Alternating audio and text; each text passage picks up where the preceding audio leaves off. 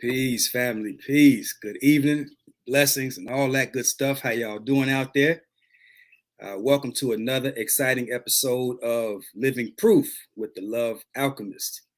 Let me give the people a few minutes to come on in. And as you come in, do me a favor, hit that like button, share this video, invite some friends, because this is a show that you do not want to miss today. I have some esteemed guests, and we're going to have a little bit of fun tonight. So I'm going to take a minute. Y'all give me a second while I take a minute to share this video out.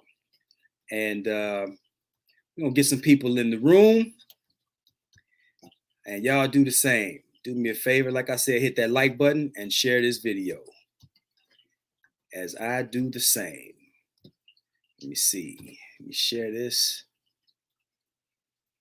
I know a lot of people have been looking forward to this particular episode. You know, forget everybody loves Raymond. Where I'm from, everybody loves Ghazi. You know, and he's bringing his lovely wife with him to the stream. So I'm looking forward to this. This is going to be fun. Today's episode is brought to you in part by the Heartwork book, 31 Days to Mastering Your Relationship. This is a book that my wife and I collaborated on to write together to share our 31 years of marital experience. And we did this as a service to the family. So don't hesitate to run on out. Go to www.theconditionsoflove.com. Pick up your copy today. All right. And let me see here. Let me get the brother Ghazi and his wife on in, do a nice little intro for them. You know, one of the motivations for doing this show, people have a lot of theories, right? And I'm a fan of theories. But what I really like to see is real-time practical application of those theories. And in my estimation, Brother Ghazi and his wife, Cheyenne Muhammad, Ghazi and Cheyenne Muhammad, they are living proof that great and powerful things happen when couples use their marriage as a mastermind. And so without further ado, I'm going to bring this wonderful couple on into the stream so we can get it started. Peace and blessings, family. Welcome to the show. Oh, peace, big brother. How you Good feeling? evening. All is well. All is well. Y'all do me a favor as you come on in, hit that like button and share this video. Invite a friend because I think we're about to have us a pretty good conversation. So I didn't do that great of an introduction, maybe. So do me a favor and share with the family a little bit about yourselves, whatever you might like them to know, and so we can get on into this video, into this share. Well, man, you know, well, my name is Brother Ghazi, and this is my wife, Cheyenne. We just celebrated our second year of marriage. And in these last 2 years, these last 24 months, it has been absolutely awesome and phenomenal. You know, we actually have been able to use one another's strengths and weaknesses and vibe off one another and really support each other in areas where I'm weak. You know, she got my back in areas where she weak. You know, I got her back. And, you know, we've been able to crisscross the country, you know, co-author a book, start a nonprofit, move way across country to a farm and speak to a lot of people and do all kinds of stuff in just 2 years. And, you know, it's just been a blessing for us. Yeah. That's what's up. You know, well, before I interrupt, Sister Cheyenne, you want to add anything? No, he that was the perfect introduction to who we are. Okay, so do me a favor. You know, I was looking at your stream, and of course, you know, I met Brother Ghazi about 5 years ago. I think it's been about 5 years in Charlotte, North Carolina, at a conference, and me and this brother hit it off pretty good. And I remember just so much about that, and we're gonna dig a little bit more into that. Just the humble beginnings of the way you and I connected, and where you were at that point in your life, juxtaposed to where you are today in your life. So do me a favor and tell the family a little bit about what you do, a little bit about the farm, just kind of a little bit about what you guys have going on as an enterprise. So what we do here on the farm, first of all, we acquired the farm primarily just to move towards becoming self-sufficient. And with, Ghazi's big push was self-sufficiency. We need to be able to provide for ourselves, from the land. We need to be able to grow our own food, things like that, to get off grid, to not be dependent, on the government for, provision of water, for electricity, those kind of things. With me and my background being financial literacy and being a financial coach, my big thing is that we need to be able to not only produce food from the land, but be able to produce money and income from the land as well. And so we got here. My big thing was that if we were going to buy land, I really wanted to have a venue on it, a wedding venue, because that was something that was of interest to me. And definitely something I know that would produce income. So we found a piece of land, 25 acres, that would, with the wedding venue already on it in operation. We purchased it. We kept the old name and just added our daughter's name to the front of the, so the name was already Sunset Ranch. It was already existing in this community for many years. We just added our daughter's name to it. So our farm is called Cheyenne Sunset Ranch. And once we got here, with Ghazi being the social butterfly that you already know that he is, he started, people started coming out to the ranch, and his wheels were turning. And the more, he listened to other people, the ideas started to come out as far as businesses. And, here we are. We have owned the land now a year, and we have multiple different businesses that we run from the land. Wow. So what are some of those businesses that you guys do at the ranch? It's a ranch, right? Right. So we do, and that's, let me tell you the backstory of how we even got here to the ranch, because that's a whole story right there. So when Shay and I first got married, she got pregnant, and it was a highly anticipated pregnancy because when she was younger, the doctor told her that she wasn't supposed to have children. She was diagnosed with polycystic ovarian syndrome at a very young age, and they said she wasn't gonna have children. She had that one child, and he's 12 years old now, and they say that's a fluke. It'll never happen again. That's 1 in a million chances. We don't know how that happened, right? But when she was 16, she had a dream that she had a little girl, and she seen herself playing with the little girl in the yellow dress and everything, right? So now here it come in her 40s, and they told her she wasn't gonna have children. Now, I already had 9 children, right? So I joke with it and say, well, God knew who to put you with, because this boy can't do nothing else, the boy can make some babies. You know what I'm saying? Right. So when we got together, lo and behold, she got pregnant within the first 2 months. Yeah, she got pregnant. She found out it was a little girl, man. She was ecstatic. I'm talking about, man, she's showing her the stomach off on social media. All her friends, her family was involved in it. She's showing me her stomach. I'm like, baby, it don't look no bigger today than it did yesterday. It's the same little bump, right? And she was excited about that pregnancy, but then the baby wound up dying in 24 weeks in the womb. The baby was stillborn. And so that was a very emotionally devastating moment for both of us, because in her mind, it tested her faith, because this is the fulfillment of God's promise to me. I seen this when I was 16, that I had a little girl. And now I'm in my 40s, I'm pregnant with a little girl. God fulfilled his promise to me, but then the baby died. So we're in the hospital. She held this lifeless child for hours, dressed the baby up, slept with the baby, hold the baby, looked at the baby, talked to the baby lifeless. And we're in the hospital. Now, for me, I was there for all of my children's birth. I watched them grow up. Some of them grown. And, and for me to hold my lifeless child, it was equally devastating for me. But rather than stay in that place of grief and mourning, what we did was we started a nonprofit organization in honor of the little girl, Kayani Foundation.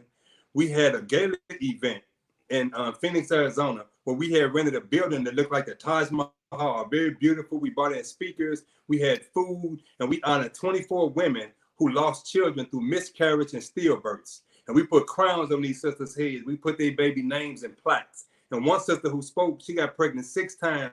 All 6 babies died in the womb. She never had any children, so she became a foster parent, started adopting children, and became an educator, because in her mind, all of my students became my children, right? So we didn't stay in that place of grief and mourning. We co-authored a book called Stillborn, and that whole experience, it kind of shifted us a little bit.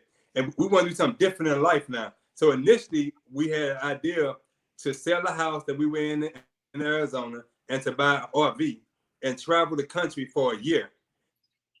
We was going to travel the country for an entire year. But then I would listen to a clip of Donald Minister Louis Farrakhan talking about land. And I said, no, let's not get an RV, let's get some land. So we didn't know we was going to get all this. We thought we were going to get a few acres of house, grow some cucumbers and bell peppers and tomatoes. And, we have my grandchildren come over and we're going to live out our age, right? But when we found this, it was amazing. And we named it after Kayani because the idea behind it was that Kayani died, but something was still born in us. It was a sense of vision, a purpose, and a mission was still born in us. Even though she was still born, it was something else still born in us. And that's how we even got here to this land right here. And in the last year that we've been there, matter of fact, next month will be a year since we've been there. We haven't been there for a year. We've had hundreds upon hundreds of people from across the country to visit the land. We've had hundreds of children from school field trips. We've been in several newspapers, listed in the top 25 Black-owned campsites. And I mean, we just been doing all kinds of stuff. And from not knowing nothing, I'm talking about, I say, brother, the closest I've been to some chicken prior to getting this land was some hot sauce and ketchup. You hear me? Wow. I mean, I didn't know nothing about no chickens. I didn't know chickens lay eggs every day, brother. I didn't know nothing about cows, horses. My first time riding a horse when we bought one. We got a pond on the land. I didn't know I never went fishing. My first time went fishing was right on the land, And so it was totally new to us. So now we got horse boarding. We got like a glamping house, like an Airbnb experience property on the land that was already here that we made it, people come and rent from all over the country. We do weddings, picnics. We do family reunions, trainings, school field trips. I mean, luxury picnic. That's her thing. She's very creative. She do some beautiful luxury picnic for couples. And and the list go on. We've been blessed to create now up to 14 streams of income from the land in 1 year. And we totally self-sufficient and working 100% from the land. And growing our own food. That's powerful, man. That is from top to bottom. That whole story is just the adversity that you two experienced. You don't wish that on anybody, and I can imagine that was traumatic. But for you to take that experience and transmute that into something more powerful. They say it's not about what happens to you, because what happens to you happens to everybody. So it's not about what happens to you, it's how you respond to what happens to you that determines who we are. So, man, first and foremost, let me say thank you for having the courage to share that story. And then I think even bigger, I appreciate the way you two responded to that type of adversity. Cheyenne, did you have anything that you wanted to add to what Brother Ghazi was saying? No, I just think that, God knows what he's doing, because he took two people that in their own, in our own separate ways, it was 100% who we are to deal with a tragedy like that in the way that we did, to turn it to extract whatever lessons there were from it. And then to make something powerful and impactful for other people. I think through both of us have had our separate, tragedies long before, coming together, and always found ways to turn, something that was tragic into something that was triumphant, where you can, something where you can help other people. We've always served through tragedy. So it just made sense for us to do that together. Yeah. That's powerful. A few minutes ago, you mentioned something about, first of all, let me stop. Family, do me a favor, hit that like button and share this video, because this is a power couple if I ever saw one, and people need to hear what they are sharing. This is look, it's not very many people that leave me at a loss for words, but I've been looking forward to this interview for a long time. And even though I knew some of the things that you might share, like that story, I was familiar with that, but to hear you tell it, and speak directly to me about it, it like the young folks say, it just hit different. You know what I mean? And so, again, man, I appreciate that. I'm moved by that. A few minutes ago, you mentioned being strong where the other one is weak, right?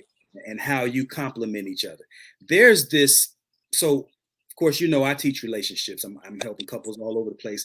And what I teach is a complementarity based type of relating, right? The foundation of the principles in which I teach is complementarity. So let me just read this definition for you, because this is what it sounds like you two are embodying.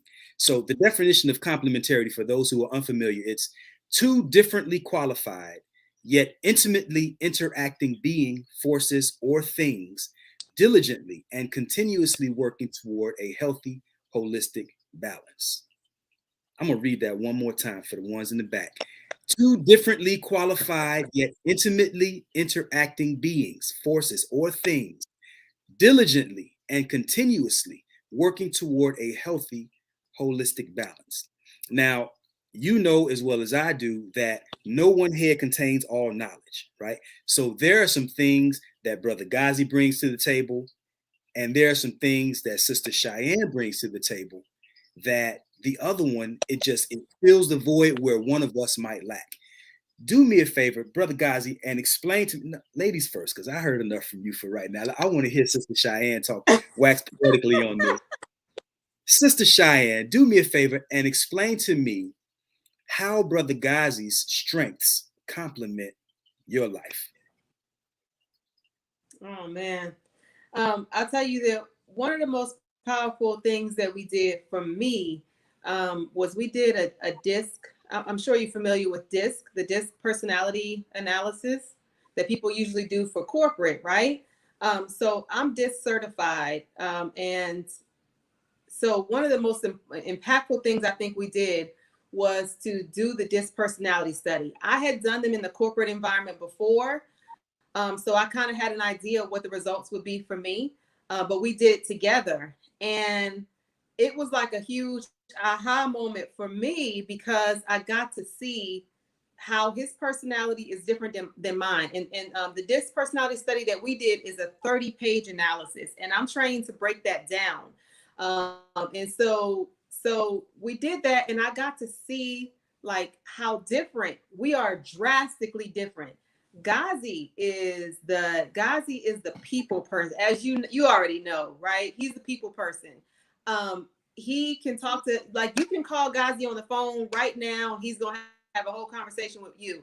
For me, I'm looking at the phone like we didn't schedule a call, so no, I can't talk to you. I'm gonna text you that let's schedule some time. I'm gonna send you my scheduling link so we can talk, you know, when I'm prepared to talk. So our personalities are very different in that way. So my personality is high dominant, and I like, you know, things to be a certain way. And his personality is high influence and then also dominant as well. And so that was huge, understanding him, who he is, and you know, really seeing, you know, this, who I am in this relationship. And it tells you how to interact with one another. The 30-page assessment tells you how I can best compliment him, how he can best compliment me.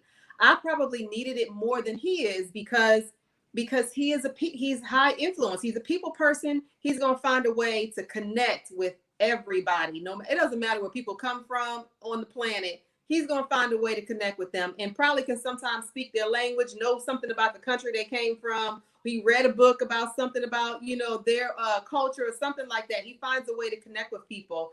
And so it was more so for me.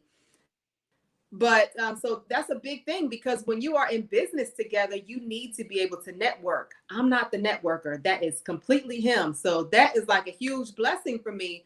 I know how to do the background stuff. I know how to make sure things are in order, to check the numbers, make sure the balance sheet is working, you know, how to schedule the appointments, the order and stuff, that the structure stuff that you need. That's me.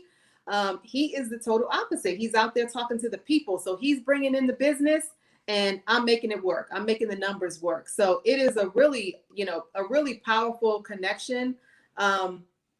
And so I don't know, it just happened to work out like that. That wasn't anything. Uh-oh, did we lose audio? Can y'all hear me? Yes, sir. Yes. Yeah, we back. All right, cool. Yeah, I like that. I like that. Brother Ghazi, same question to you. How would you say that her Yeah, go ahead. So I'm gonna go from a whole different angle, right? I gotta bring from the bottom up. She brought from the top now. I'm bringing from the bottom up, right?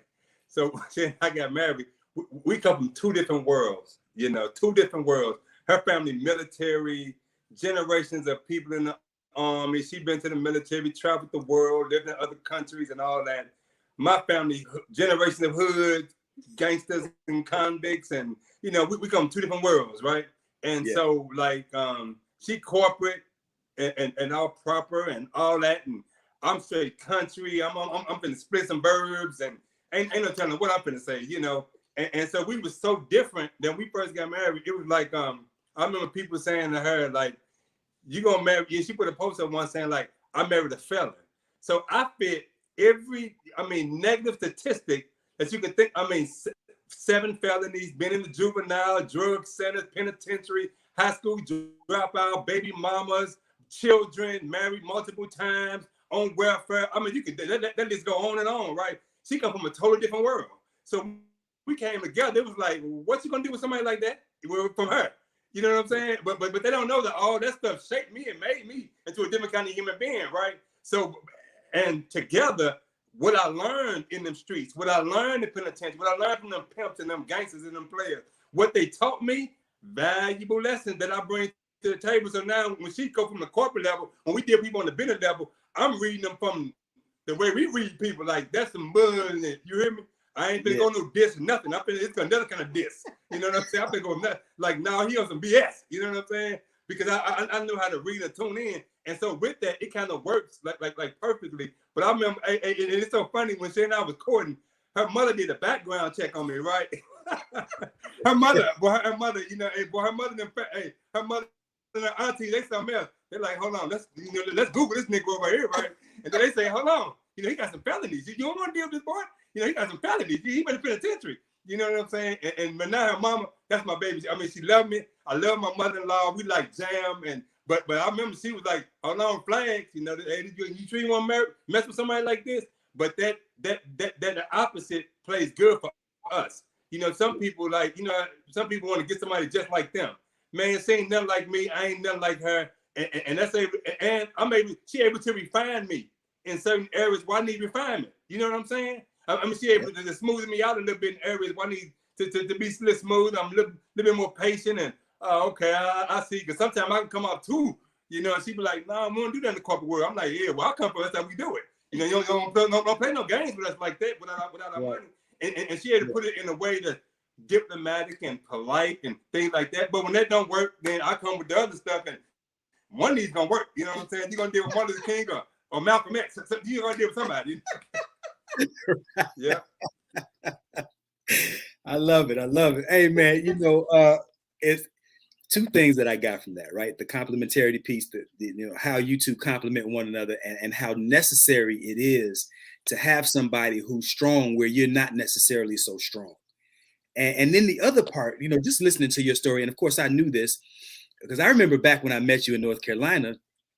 I hope I hope I ain't going too far by sharing this, but I thought I remember you telling me that you barely had enough money to get to the event in North Carolina, right? Yeah. And so didn't have no money to get there. yeah. And that's I mean, just the leaps and bounds. I mean, I knew, I'm telling you, the day that I met you, I said, man, this brother has a vision and this brother has a plan for his life. And so to hear your wife talk about, you know, the ideas that you had, and like I said, I knew about those things. Anyway, I didn't know that you would end up here on the farm, but I knew that you were the type of man that had a vision and a plan, and you wanted something out of your life. So to see where you are right now, it doesn't surprise me one bit, you know.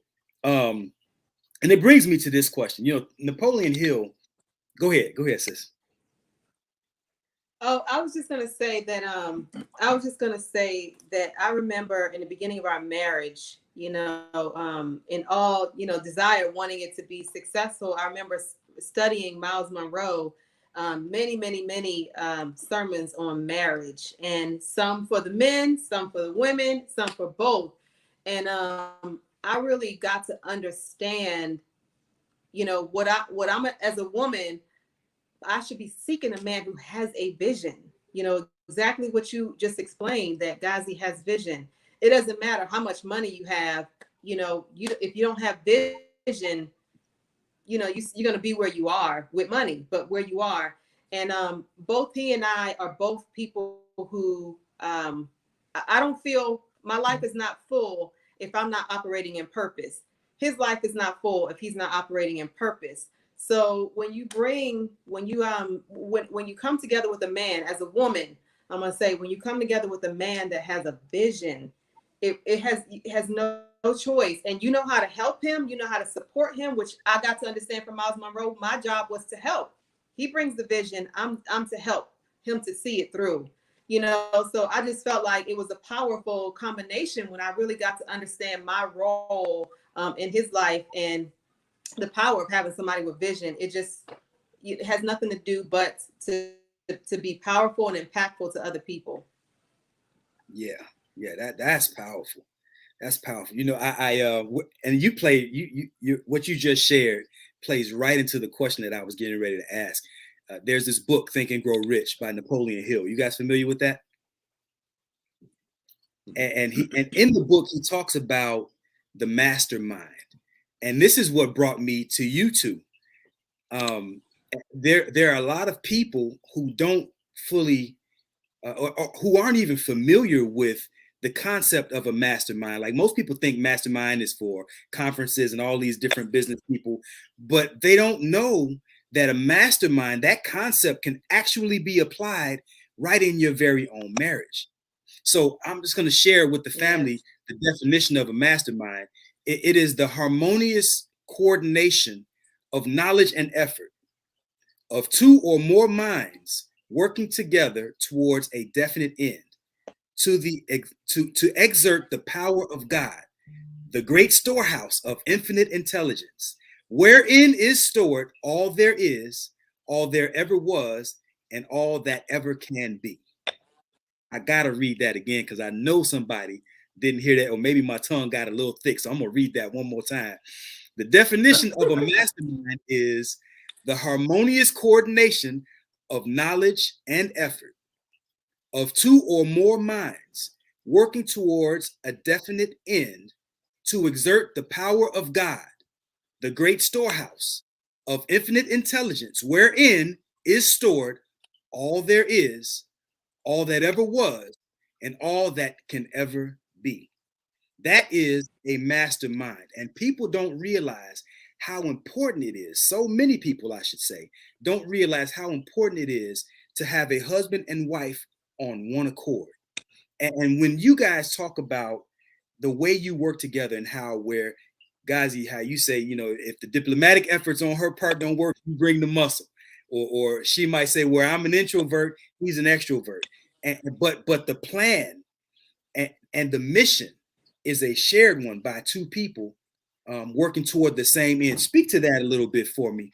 Either one of you can go. Brother Ghazi, you can go first this time. Just kind of speak toward what that mastermind principle is and how that relates to what you guys are doing in marriage. Man, you know, I love that definition, and you know, it's one of our favorite books, you know, that we recommend to a lot of people. And she and I, you know, it'd be amazing how we work together in mastermind based on that kind of definition and that type of principle, because we are always down to the smallest detail coming together, not just on major decisions, on small, seemingly insignificant things. We come together and we dialogue on it. And it'd be interesting because sometimes our perspective is worlds apart. I mean, worlds apart.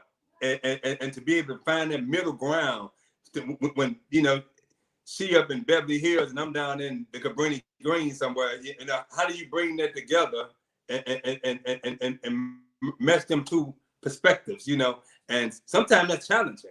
You know, sometimes it's challenging because sometimes you got to deal with, because we all growing. So sometimes you got to deal with egos. You know, we got egos. You know, sometimes, you know, no, I'm right. You know what I'm saying? Sometimes, no, I've been in corporate. I've been training for 20 years and I know what I'm talking about. And, you know, sometimes I'm like, well, I ain't been in corporate, but damn, I've been doing it for 20 years. I know what I'm talking about, right? And so sometimes it's difficult, but we always, and it'd be amazing even if we do like this, we always in the end we come back and get the best out of both. You know what I'm saying? It might not be yours or mine. It might be both vibes combined, and that's something that we understand in the mastermind.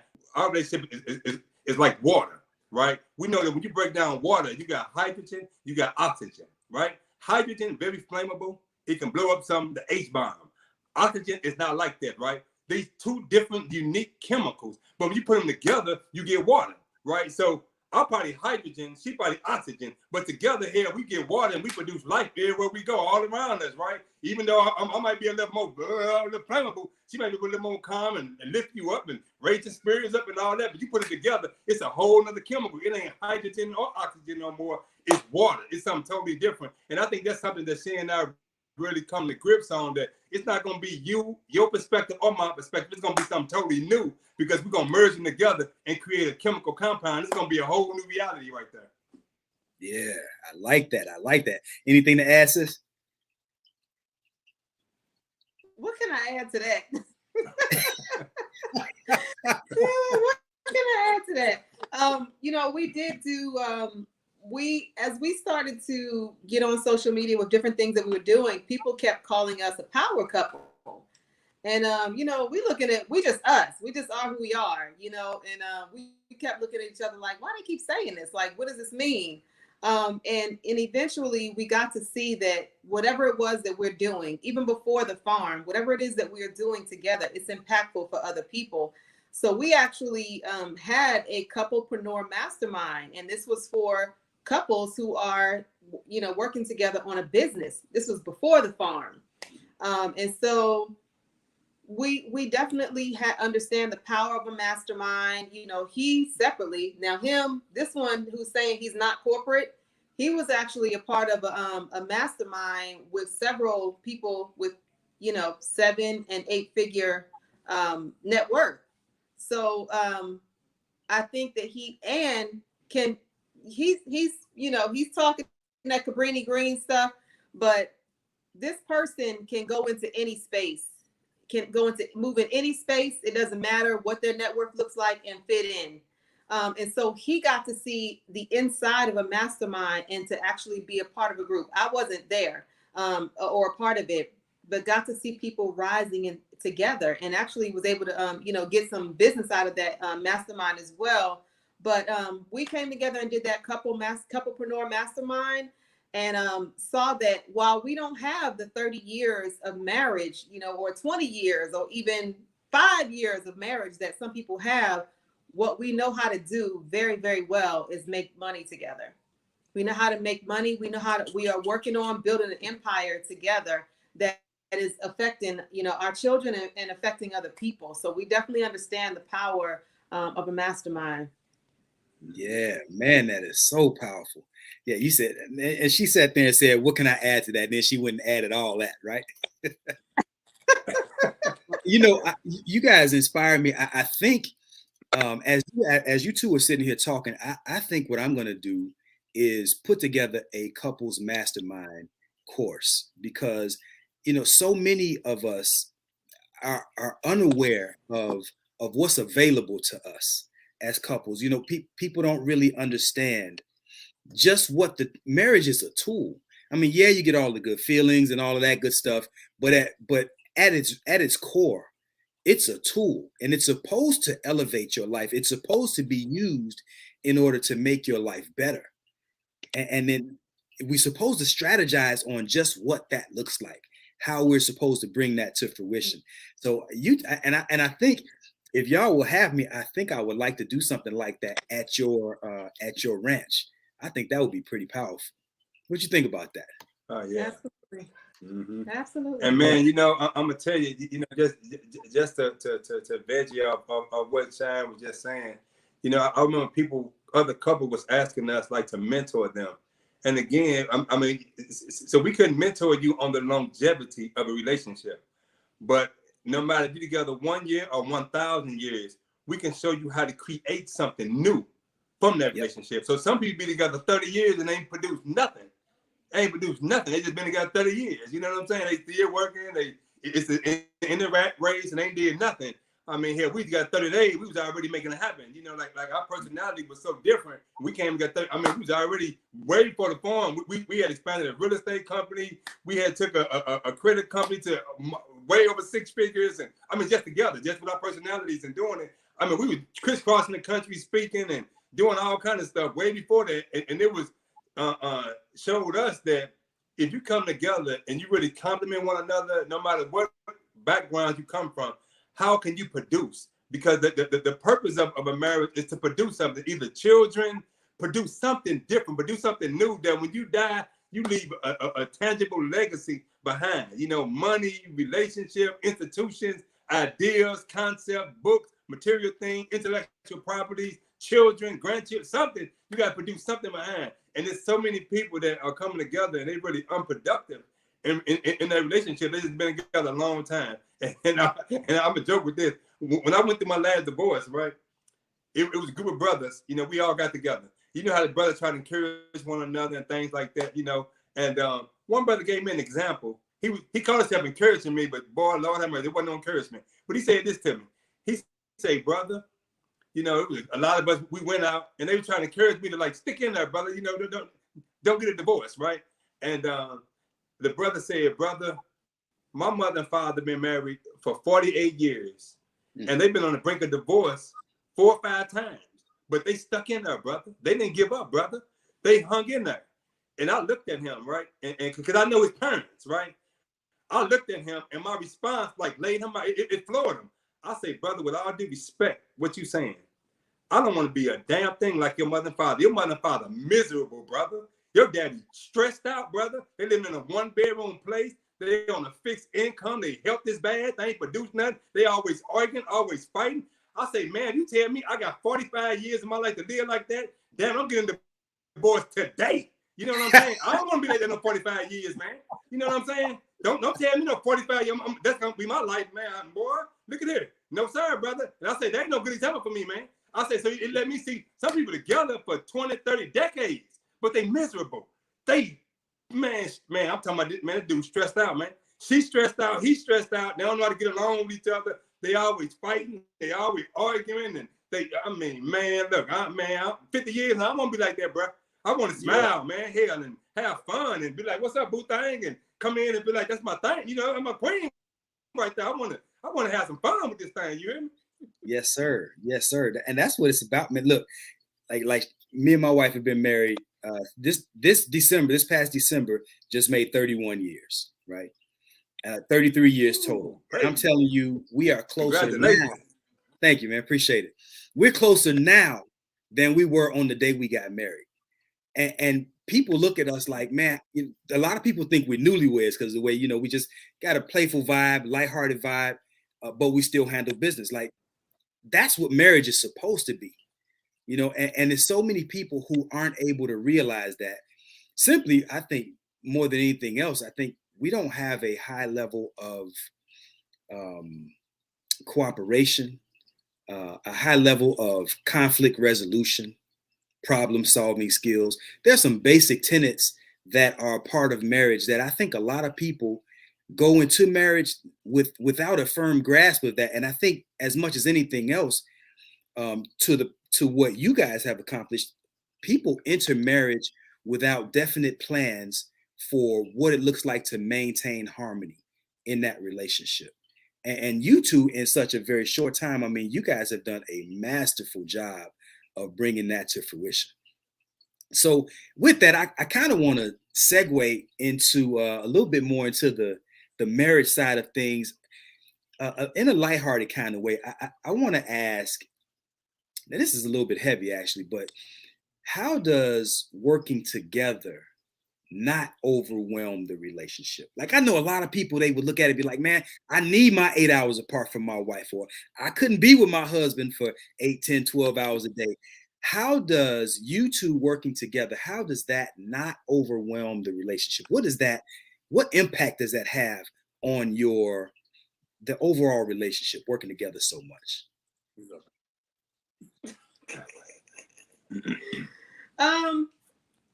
For one, I like him. He's funny. You know, it can get tense and a little bit stressful sometimes, especially, you know, a lot of things that we do have deadlines. You know, and my personality, my natural personality is high stress. So it can get intense, but it never lasts. You know, he's, as you can see, he likes to joke. And I don't know, we just find ways to laugh through things. We don't hold on to things, you know, long at all. And we can't, because tomorrow is something else to do. We got something else to that we're working on. So we just keep moving along. And I would add to that, you know, a key and something that we try to tell a lot of young couples that we do talk to and mentor is the key is that each individual got to continually grow, right? So we constantly engage in self-improvement, self-development, personal development. That's constant, and that's both of us separate. Like, you know, I ain't got to encourage her, she ain't got to encourage me. It's just something that we do, right? So really, the person that she met 2 years ago, 3-4 years ago, that dude dead. She don't even know. He ain't even around no more. So as I grow, she got to grow in love with the new Ghazi. You know, she might got tired of the old cat, but I'm a whole new person. And the same way with her, because she grow and evolve, I got to get to know the new person. So it's never boredom. You know, it ain't redundancy. And then, it's the same old stuff we've been doing 20 years. You ain't going to change, and you ain't going to do this, you ain't going to do that, because we constantly engaging in self-improvement and self-development. You know, we steady going in different ways. And we tell people, you got to have something that you love that's independent of your spouse, of your children, of your family. If she said to hell with me today, if I can speak to people tomorrow, I will be happy. If I say to hell with her today, if she can do her financial coaching, that's just what she do. Financial coaching, she'll do that all day with no sleep, 2 o'clock in the morning and everything. So we have something independent that we just absolutely love that brings us joy from the inside. So I ain't looking for her to bring me that joy. It comes from the inside outward. You know what I'm saying? She just compliment areas where it's weak and where I need to be strengthened and stuff like that. But I don't rely on her to bring me that whole, make me whole and all. No, I'm gonna go to God. I'm gonna develop myself. I'm gonna grow and things like that, and vice versa. And then we come together, and it be just powerful when we come together like that. You know? That's something really deep about this particular man is that you know, as a woman, you could come to your husband and you know, complain about this, that, and the other. He may not, you know, immediately say, you know, yeah, you're right about this, but he's gonna go to God. He's gonna go to God, and I never met a person like this before. He's gonna go to God, and he's really gonna examine himself. And it may be a day later, hours later, he's gonna come back and say whether or not, you know, I acknowledge this was correct, and I'm working on it. And that means a lot. You know, I'm not perfect. He's not perfect. There is no perfect relationship, but to have somebody who is actually gonna go, you know, self-examine and think about whether or not, you know, this thing is something I have an opportunity for improvement here. And he's going to do that. And I'm the same way. We are always seeking to be better. Both of us individually are like that, always seeking to be better. And what's that thing? What is it that you always say? The basis of self-improvement, the basis for community development. That's from the minister. Right? Yeah. So everything goes back to self-improvement, and both of us are that way, are always working on ourselves. And as long as we are both working on ourselves, building up who we are, you know, how can you not be successful? And let me add one more thing to that, Brother Bond, because, you know, when we got married, during the courtship process, when we was courting, I said this to her. I said, your job is to manifest my defects. I want you to manifest every defect that I possibly have, the ones that I don't even know I have, you know, because I want to be better. And so I know some people think that when you read a book or you go to a little mastermind, you go through that you go to therapy and all that, that's cool. Man, the hell, no, it ain't. Because sometimes it's different relationships going to bring out something in you that you didn't even know that existed in you. You're going to face a challenge with this new relationship that you didn't even know was there. You thought you overcame all that madness. You thought you dealt with all your baggage. No, you didn't. She going, so I look for her to manifest defect because I genuinely want to be better. I want to be a better person. So if you manifest defect, a lot of people ego is getting involved in what woman. No, I want to look and say, damn, that's deep. Woo! Yeah. I got to work on that right there. You know what I'm saying? And vice versa. You know, when it manifests, when defects manifest, she look, woo, that's deep. And we come back and we talk about it and be like, man, we hug and, you know, go on a date and do what we do now, you know? Yeah, yeah. Man, that's so powerful because I think a lot of people underestimate how important it is to offer the best version of yourself to your mate. Like, it's one thing to do self-improvement for me, right? I'm going to the gym, I'm doing my little push-ups and jumping jacks. That's for me. Plus, I'm vain. I don't want to be fat and all that other stuff, right? But the other side to that, I want to offer the best version of myself that I can possibly offer to my wife, and to be in a relationship with somebody who feels the same way about that. It doesn't get any better than that, man. And I think a lot of people are asleep on how important that is, and they come into this thing with ideas of unconditional love. Like, you're gonna love me for who I am, the way I am, and you know, whatever that means to them. Unconditional love. I say, damn it, if you want unconditional love, I sell Doberman Pinscher puppies. You know, you can get a puppy if you want unconditional love, but if you want what's real and what's tangible, you're gonna have to level up, man, because there is really everything that we do is conditional. The way we relate, you know, conceptually, we like to think of it as unconditional love, but the reality is there's some feel good, there's some emotional fuel that we need from each other, and that's what adds to the longevity as much as anything else. What do you think about that? Yeah, and you know, even on the practical side, and what you're saying, so you know, she's in the financial literacy, right? Now, I'm a go-getter. I knew how to go make money and things like that. I didn't know how to really leverage it to be true. But I ain't never had a problem going to get it through hook or crook. However, I ain't had no problem with going to get it, right? But she was on a different level when it came to finances, right? With credit and all that. I ain't come from no world. My family didn't deal with no credit. We ain't know no, man, look, credit. What was that? We ain't have credit cards. We ain't knew none of that. I thought credit card was for rich people when I was coming up. But she grew up around that kind of stuff. So when she and I got together, right, her credit score perfect. Mine at a 426, right? She the first thing she do is run my credit. Like, hold on, bro. You gotta get this right. I'm like, yeah, what am I supposed to do? You know. So now, now my credit near 800. But listen to her. You know, listen to her, paying bills off, and I'm from the generation here. As long as I owe you, never be broke. Especially when it came to bills, man. I ain't paying them nothing. You know, I come from that kind of family, right? Well, she like, no, we're gonna pay the bill. We ain't gonna put 5 on it. We're gonna pay everything. Matter of fact, she paid the bill a year in advance. She do stuff like that. I'm like, who do that? I ain't paying no year.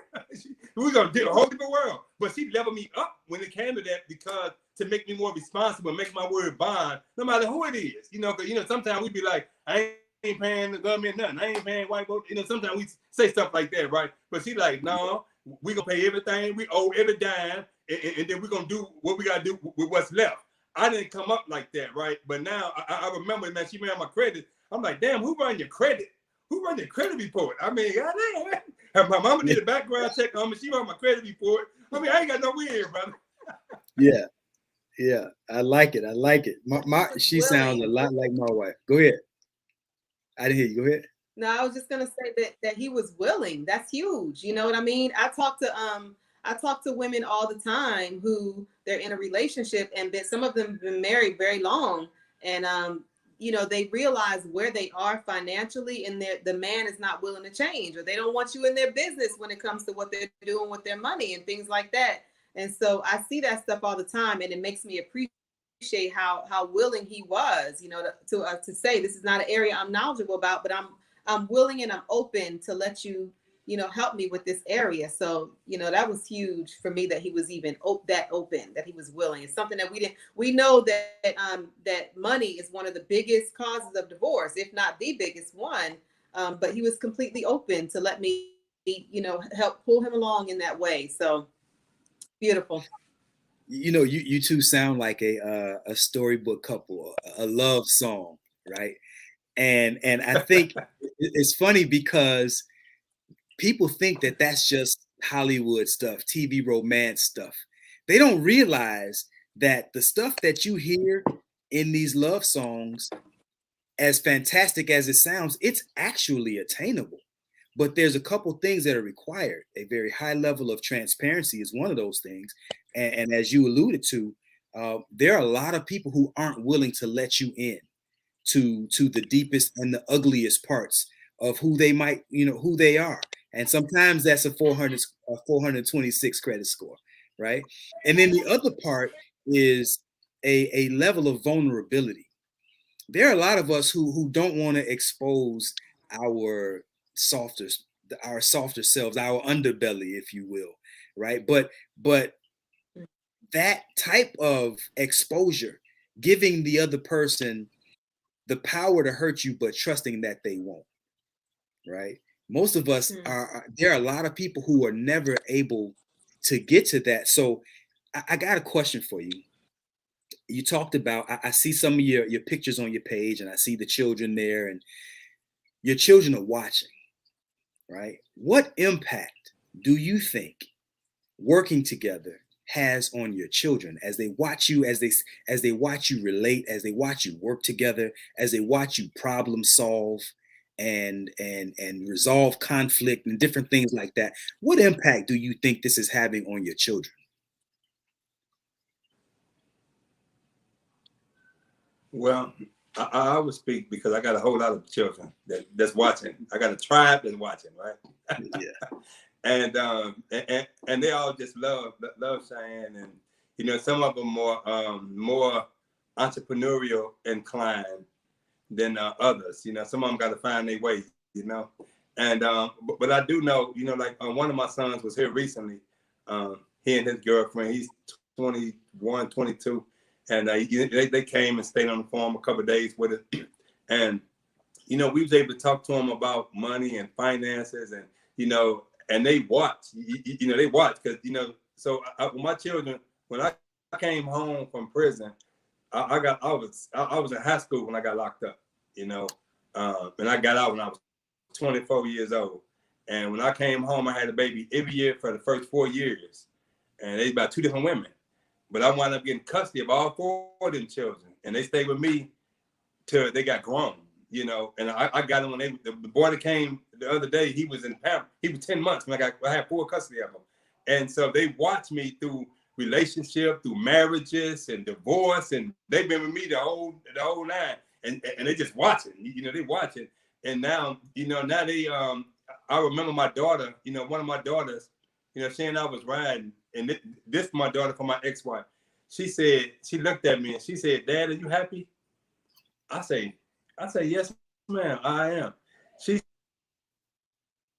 said, "You look happy." And she said, "I'm happy for you." Now she close to her mother, but this her father. And she like, "I'm happy to see you happy." That did something to me because sometimes when you go through divorce, children are toe up, you know what I'm saying? But my daughter, and she's only 16 now, and she was like, "But I'm happy to see you happy, Father." And when they come out here, they just love saying they love cooking with her, cooking for. I mean, they just love doing everything, and they watch it. And boy, Lord knows my little 12-year-old. Good God Almighty, that's that little homie right there. I mean, this little girl's she got like 12 businesses already. And she learned a lot from watching Cheyenne and I. And she always called us like, "How can I make money doing this?" I mean, she's 12, brother. And she be calling me like, "Daddy, I made $400 this week." 12 years old, brother. She making more money than some grown people, you hear me? And she watching us, and she always called and asking for questions. Cheyenne orders books for her, like children books on entrepreneurship, and send it to her, and the mother's cool with that. And it's something, because I'm going to tell you something that touched my heart about this woman here, right? So, you go through a divorce, that's kind of a rough time, right? So initially, my ex and her, they ain't getting along. The ex be like, my kids ain't coming over there, all that. I went through that phase, right? But I never retaliated. I never reached none of that. I was always, okay, right? And that didn't last long, talking about the kids ain't coming over there. Ain't last long. And he said it wouldn't last long. Yeah, it lasted about a good person. Yeah, it lasted about a month and a half. But, you know, still, they had clashed for a minute, right?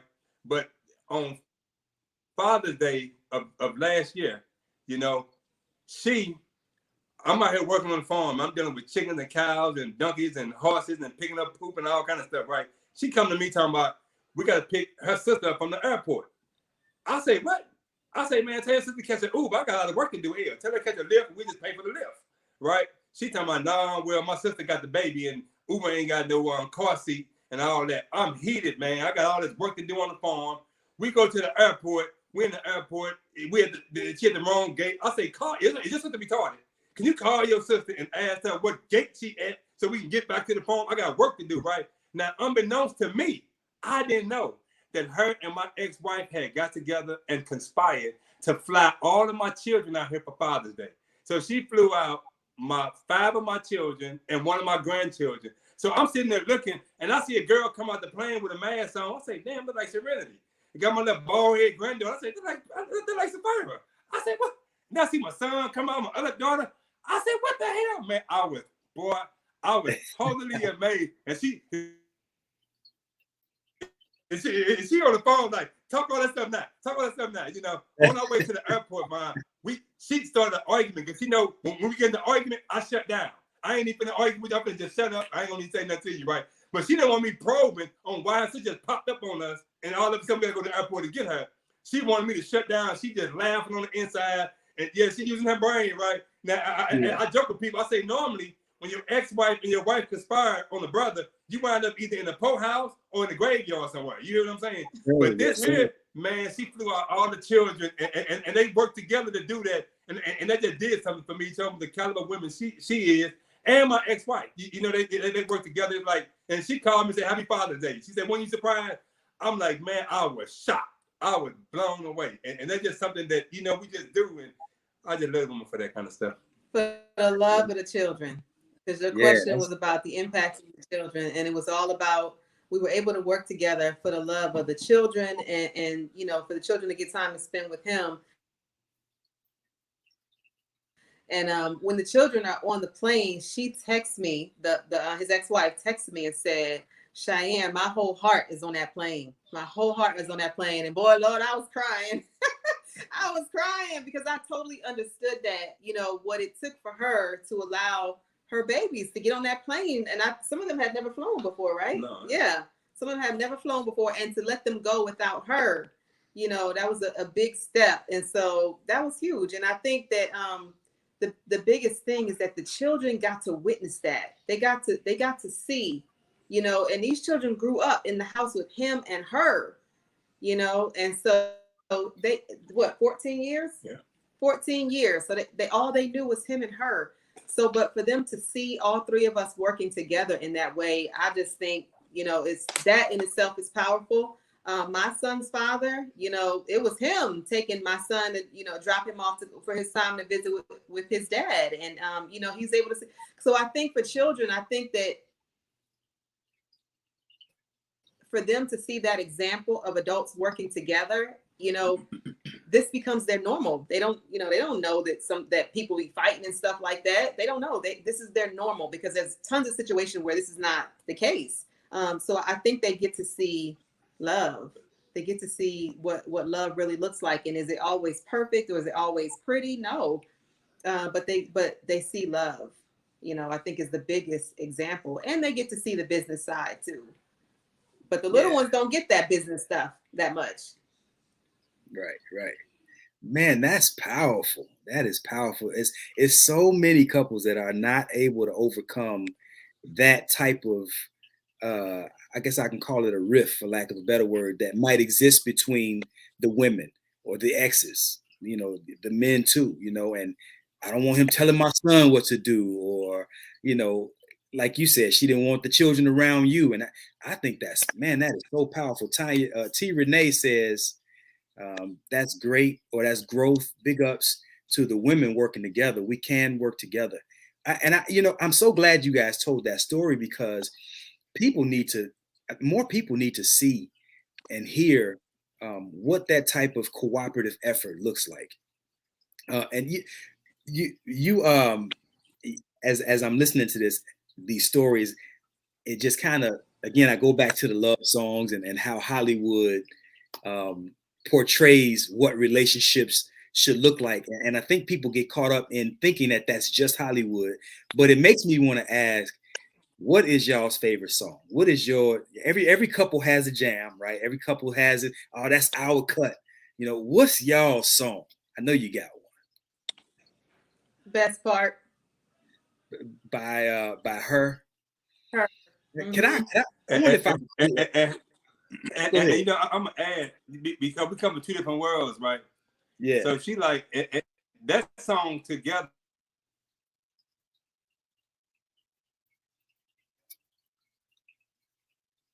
I can't hear you. Okay, yeah, somebody called in.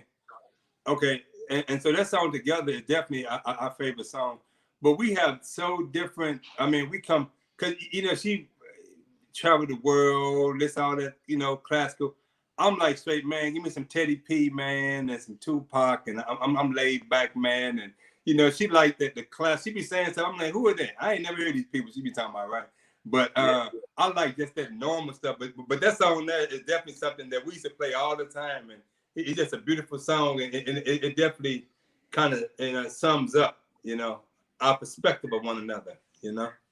Yeah, that's a cut. That's a cut. I'm gonna play. Can I play that without getting banned? Fair use, fair use. Let me see if I can just play it for the family. If y'all not familiar with this one, you better go download this cut right here. Can y'all hear it? Right. Yeah. Yeah.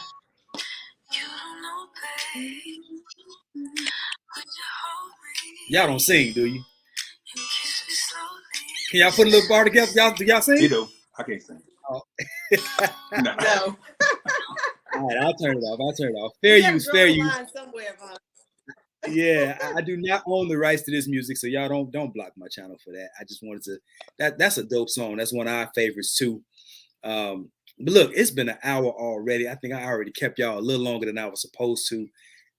Maybe I was having a little bit too much fun, but I really appreciate y'all sharing y'all's path, y'all's journey, and equally important, maybe even more important, you being willing to share your time with me and the family.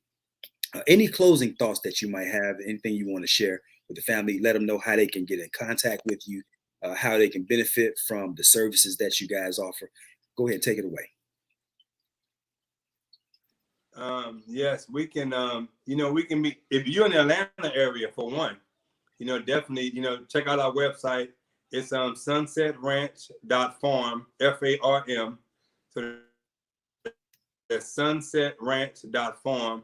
And you'll see a list of things that we offer, from horseback riding, boating, fishing, camping, glamping, picnics, family reunions, weddings, events, training, corporate, all kind of stuff that we offer. You know, we would love for you to, you know, grace us with your presence.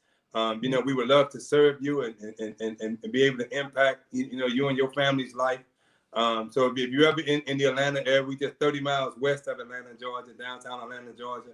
If you're ever in the Atlanta area, you know, definitely look us up. And if you have some ideas on what we can do with the land, call us too. You know, definitely send us an email at hello@sunsetranch.farm. We always looking for ideas, and I'm gonna tell you, bro, like every idea that we've had, somebody have visited the farm and gave it to us, and together we moved out on it immediately. Some of the stuff we never heard before, we just moved out on it immediately, and you know, God been blessing us. You know, so if you got some ideas on how you can make money from land and grow food and all that, you know, send us an email and reach out to us. Definitely. And we want to thank Cheyenne, you too, anything brother. We want to thank you, man, for having us on. No, like Ghazi was just starting to say, we just thank you for giving us this space and inviting us to your family. We appreciate you. You know, the Love Alchemist. Appreciate y'all, family. And I guess with that, I'll say good night, man. I really appreciate it. I almost hate to say goodbye, but I know y'all got things to do. Time is money. So with that, love and appreciate y'all, fam. I'll see y'all next time. Yes, sir. Take care. Family, that was a powerful show. I really appreciated having that couple on, man. I hope y'all had a pen and pad out, writing down some of those gems, because they were dropping some serious nuggets. I think, let me look and see if there's any comments or any questions. Christy says, great interview and the power couple. Yes, indeed. Family, for those of you who want to support what we're doing here, cash at me at the Love Alchemist 11. Love Alchemist 11. And because this is, the all of the contributions, whether it's $1 or $5, all those contributions, of course, I help a lot of couples, but sometimes I do it pro bono. Sometimes I help couples just off the muscle, as they say, right? So any support that you can offer will be greatly appreciated, whether it's $1, whether it's $5, whatever it is. Just cash at me, like I said, Cash App, $ Love Alchemist 11. Thanks again, family, for sharing a bit of your time. Definitely appreciate it. You could have been anywhere in the world, but you are here with us. And for that, we are eternally thankful. Love y'all. Appreciate y'all. Peace.